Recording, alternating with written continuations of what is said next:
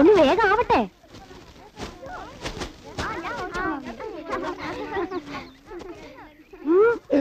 അല്ല, ഞാനും സഹായിക്കാം. ഓ വേണ്ട, വെയിൽ കൊണ്ട് ശരീരം കറപ്പിക്കണ്ട. കല്യാണത്തിന് കരിവാളിച്ചിരിക്കും. അപ്പൊ അപ്പുവേട്ടനോ?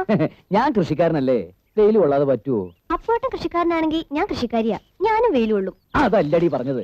നമ്മൾ രണ്ടുപേരും കറുത്തിരുന്നാലേ നമ്മുടെ കൊച്ചും കറുത്തു പോവും. അത് ശരിയാ. കുട്ടി വെളുത്തിരുന്നാലേ സുസ്മിത സെൻ എന്ന് പേരിടാൻ പറ്റൂ. ഓഹോ, അപ്പൊ പേരും തീരുമാനിച്ചു കഴിഞ്ഞോ? ഞാൻ സെലക്ട് ചെയ്ത പേരാ. കൊള്ളാവോ? സംഗതി കൊള്ളാം, പക്ഷേ ഇടാൻ പറ്റത്തില്ല. അതെന്താ? അത് ഞാൻ എന്റെ മോക്ക് ഇടാൻ വെച്ചിരിക്കുന്ന പേരാ. ആദ്യം മുട്ടേന്ന് പിരിയട്ടാ, പല്ലില്ലാത്തവനെ. മതി മതി, എല്ലാം പൊയ്ക്കോ. അപ്പൊ മോളാണെന്ന് തീരുമാനിച്ചില്ലേ? നടക്കില്ല മോളെ. മോനാണെന്ന് പണ്ടേ ഞാൻ ഉറപ്പിച്ചു കഴിഞ്ഞു. പേരും കണ്ടുവച്ചിട്ടുണ്ട്. ഞാൻ എന്റെ മോനെ എന്താ വിളിക്കാന്നറിയോ? രാജാവിന്റെ മകനെ.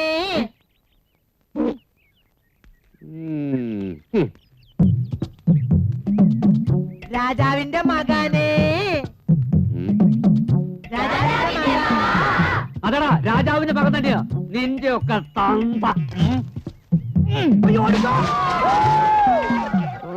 മക്കളെ, നീയൊക്കെ എന്ത് വിചാരിച്ചടാ?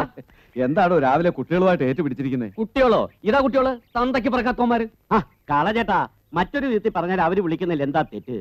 പറഞ്ഞു വരുമ്പോ ചേട്ടൻ ശരിക്കും രാജാവിന്റെ മകൻ തന്നെയല്ലേ? അങ്ങനെ ചോദിച്ചാ അതെ. സംഗതി കളിയാക്കിയിട്ടാണെങ്കിലും ആ വിളി കേൾക്കുമ്പോ ഒരു സുഖമില്ലാതില്ല. എങ്ങട്ടാ ഇറങ്ങിയേ? ഭിക്ഷാരുടെ കാണേണ്ട ഒരു കാര്യമുണ്ട്. എന്താ കോള്? മായയുടെ അപ്പുവിന്റെ ജാതകം നോക്കിക്കണം. എന്തിനാ ഇപ്പൊ ജാതകപ്പൊരുത്തം നോക്കണേ? അല്ലാതെ തന്നെ അവര് തമ്മിൽ നല്ല പൊരുത്തം അല്ലേ?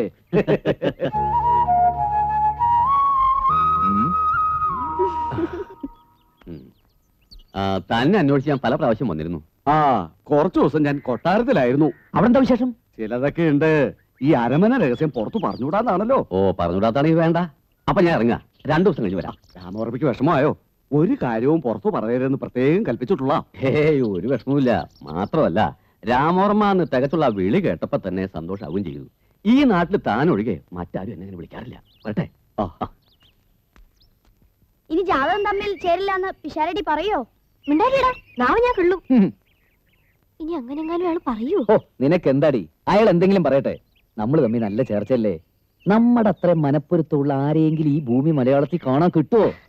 എന്നാലും ജാതകം തമ്മിൽ ചേരില്ലാന്ന് പിഷാരടി വിധിച്ചാ ഞാൻ അയാളെ വധിക്കും.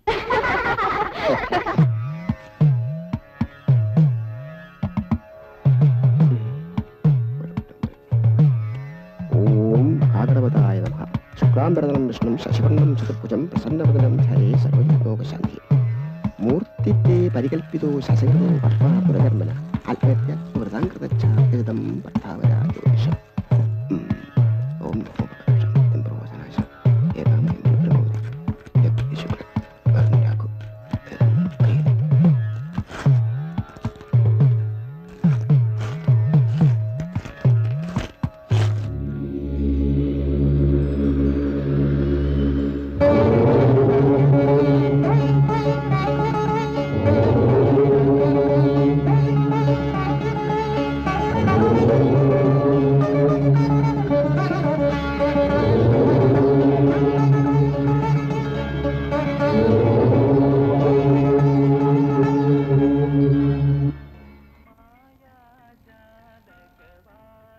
തത്വം ഉണ്ടോ പോസ്റ്റേ? നിനക്കാര് കത്തയക്കാൻ?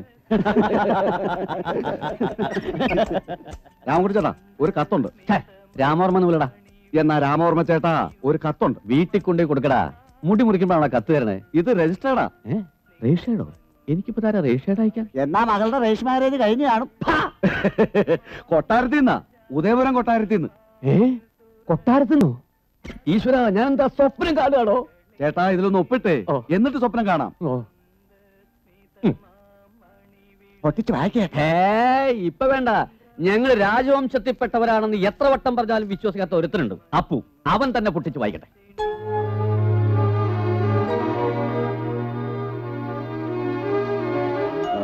എന്താ അപ്പു, എന്താ വിശേഷം? ഉദയപുരം കൊട്ടാരത്തിൽ നിന്ന് പാലസ് സെക്രട്ടറി നാളെ ഇങ്ങോട്ട് വരുന്നു. ഈശ്വര, എന്തിനാണാവോ പുറപ്പാട്?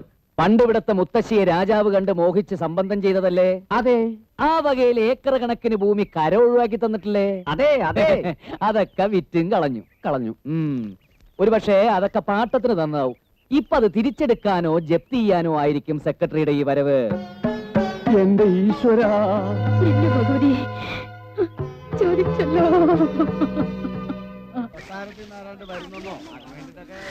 അല്ല രാമകുട്ടി ചേട്ടാ, ഓർമ്മയൊന്നുമില്ലടാ. അല്ല ഓർമ്മ ചേട്ടാ, ഈ ജപ്തി ചെയ്യാൻ പോണ വീടിന് എങ്ങനെ അടിച്ചു വാരി തൂത്ത് വൃത്തിയാക്കണത്? എടാ, അയൽ രാജാക്കന്മാർ യുദ്ധത്തിന് വരികയാണെങ്കിൽ പോലും ഞങ്ങള് രാജാക്കന്മാർ ചില അന്തസ് കാണിക്കാറുണ്ട്. അങ്ങനെയാണെങ്കിൽ ഞാനും രാജവംശത്തിൽ പെട്ടതാ. അതെങ്ങനെ? എന്റെ അമ്മ കൊട്ടാരത്തിലെ അടിച്ചളിക്കാരിയായിരുന്നു. ഒന്ന് പോടാ അവിടുന്ന്. കണ്ട മൊശകോടന്മാരോട് പറഞ്ഞിട്ട് എന്താ കാര്യം? ആട്ടെ, നീ എന്തിനാ ഇവിടെ ഇങ്ങനെ ചുറ്റിപ്പറ്റി നടക്കണത്? ഞാൻ ഈ വീട്ടിൽ നിന്ന് അവസാനമായ ഒരു ചായ കുടിക്കാൻ വന്നതാ. ജപ്തി ചെയ്യാൻ പോവല്ലേ? അതാരാണോ ഈ നേരത്ത്? ആ പണി നടക്കട്ടെ, പണി നടക്കട്ടെ.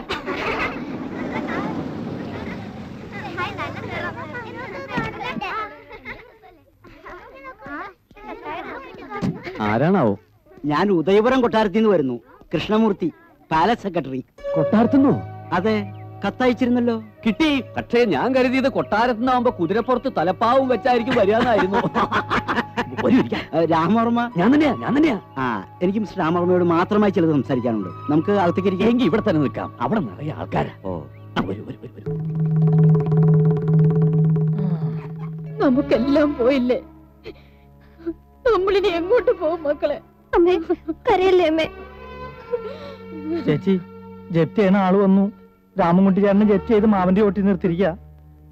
ഇനി നിങ്ങൾ ഓരോരുത്തരായിട്ട് ജപ്തി ചെയ്യും. അമ്മേ, കരയാതെ. ഞാൻ പറഞ്ഞത് മനസ്സിലായല്ലോ അല്ലേ? സത്യം പറഞ്ഞാ ഇല്ല, ഒന്നും എനിക്കങ്ങോട്ട് തലേ കയറുന്നില്ല. അപ്പൊ ഇനി എല്ലാം മഹാരാജാവ് തിരുമനസ് നേരിട്ട് വിശദമായി സംസാരിച്ചോളും. എന്നാ എല്ലാം പറഞ്ഞ പോലെ.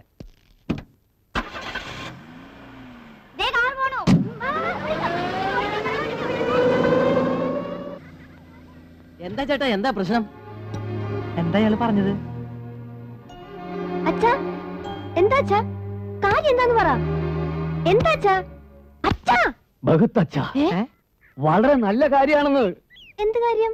നമ്മുടെ സമയം തെളിഞ്ഞുവാ തോന്നണ മോളെ. അല്ലെങ്കിൽ ഉദയപുരം കൊട്ടാരത്തിലെ വലിയ തമ്പുരാൻ ഉദയവർമ്മ തിരുമനസിന് അച്ഛനെ നേരിട്ട് കാണണമെന്ന് തോന്നുവോ?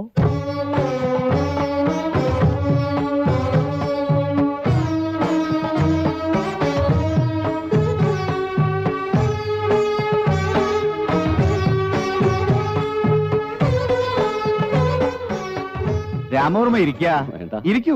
ഓ, രേഖകളൊക്കെ പരിശോധിച്ചപ്പോഴാ ഇങ്ങനൊരു ബന്ധമുണ്ടെന്ന് അറിയുന്നത് തന്നെ. ഇത്രയൊക്കെ ബുദ്ധിമുട്ടുകൾ ഉണ്ടായിട്ടും എന്തേ രാമവർമ്മ ഒന്നും അറിയിക്കാഞ്ഞത്? ഇങ്ങനൊരു ബന്ധവും പറഞ്ഞു വന്നാ അടിയനെ വിശ്വസിക്കുമെന്ന് ഭയണ്ടായിരുന്നു. ആ, എത്രയൊക്കെ അകന്നു നിന്നാലും ചിലരെ തമ്മിൽ കൂട്ടിയോജിപ്പിക്കാൻ ഈശ്വരൻ തീരുമാനിക്കും. അതുപോലൊരു കൂടിച്ചേരലായതെന്ന് കണക്കാക്കിയാ മതി. കൃഷ്ണമൂർത്തി പറഞ്ഞുവല്ലോ അല്ലേ? ഓവ്, അടിയന്റെ മകളുടെ ജാതകം പിഷാരടി ഇവിടെ എത്തിച്ചു എന്നും അതിൽ ചില നല്ല കാര്യങ്ങൾ കണ്ടുവെന്നും ബാക്കിയൊക്കെ തിരുമനസ് തന്നെ നേരിട്ട് വിശദമായിട്ട് പറയുന്നു. പറയാം, വിശദമായിട്ട് തന്നെ പറയാം. ഈ കൊട്ടാരത്തിൽ ഒരു പെൺകുട്ടിയെ ദത്തെടുക്കാൻ തീരുമാനിക്കുണ്ടായി. അനന്തരാവകാശികളില്ലാതെ വന്നാൽ താവഴി നിലനിർത്താൻ ദത്തെടുക്കലല്ലാതെ മറ്റു പോംവഴികളൊന്നുമില്ല. അറിയാലോ? ഓവ്, രാജകുടുംബങ്ങളിലും കോവിലകങ്ങളിലും ധാരാളം പെൺകുട്ടികളുണ്ട്. പക്ഷേ ഉദയപുരം കൊട്ടാരത്തിലെ അനന്തരാവകാശിയാകാൻ അങ്ങനെ ആരെങ്കിലും പോരാ. വംശത്തിന്റെ ദീപശിഖ കയ്യിലേന്തി അത് തലമുറകളിലേക്ക് പകർന്നു കൊടുക്കാൻ സർവദാ അർഹമായ കൈകൾ തന്നെ വേണം. രാജാധികാരമേ നഷ്ടപ്പെട്ടിട്ടുള്ളൂ, രാജ്യത്വം നഷ്ടപ്പെട്ടിട്ടില്ല. അത് സന്തതി പരമ്പരകളിലൂടെ നിലനിർത്താൻ പോന്ന അഷ്ടൈശ്വര്യങ്ങളും തികഞ്ഞവളായിരിക്കണം അവൾ. അങ്ങനൊരു കുട്ടിയെ കണ്ടെത്താൻ ദേവപ്രശ്നം നടത്തുകയുണ്ടായി. ഏത് കേട്ട ദൈവജ്ഞന്മാരെ മുഴുവൻ വരുത്തി. പാഞ്ഞാൾ ഭട്ടതിരി, വാഴൂർ ഗണകൻ, തിരുവട്ടാർ സുബ്രഹ്മണ്യവാദ്യർ, അങ്ങനെ പ്രസിദ്ധരായ പലരും. തർക്കവും വിതർക്കവും വ്യാഖ്യാനവുമായിട്ട് രാവങ്ങനെ നീങ്ങി. ഒടുവിൽ തർക്കമറ്റ വിധം എല്ലാം വ്യക്തമായി. പെൺകുട്ടിയെക്കുറിച്ച് പട്ടേര് പ്രവചിച്ചു. ദിനവാസരത്തിൽ നിറപൗർണമിയിൽ തന്നാളിൽ പിറന്ന പെൺകുട്ടി, സ്വർണ്ണ വർണ്ണമുള്ളവൾ, രാജരക്തം. ഇവിടെ നിന്നും 20 കാതം അകലെ ക്ഷയോന്മുഖമായ തറവാട്. പിന്നെ ഇങ്ങനൊരു തറവാടിനെയും പെൺകുട്ടിയെയും കുറിച്ച് അന്വേഷിക്കാൻ 4 പാടും ആളുപോയി. കണ്ടെത്താൻ പരിശ്രമിച്ച് പരാജയപ്പെട്ടിരിക്കുമ്പോഴാ പിഷാരടി ഇങ്ങനൊരു കുട്ടിയെക്കുറിച്ച് അറിയിച്ചത്. ഇനിയും മനസ്സിലായില്ല എന്നുണ്ടോ? ഈ സ്വരൂപത്തിന്റെ സുഹൃതമായി അനന്തരാവകാശിയായി ഈശ്വരൻ നിശ്ചയിച്ചിരിക്കുന്നത് രാമവർമ്മയുടെ മകൾ മായയാണ്.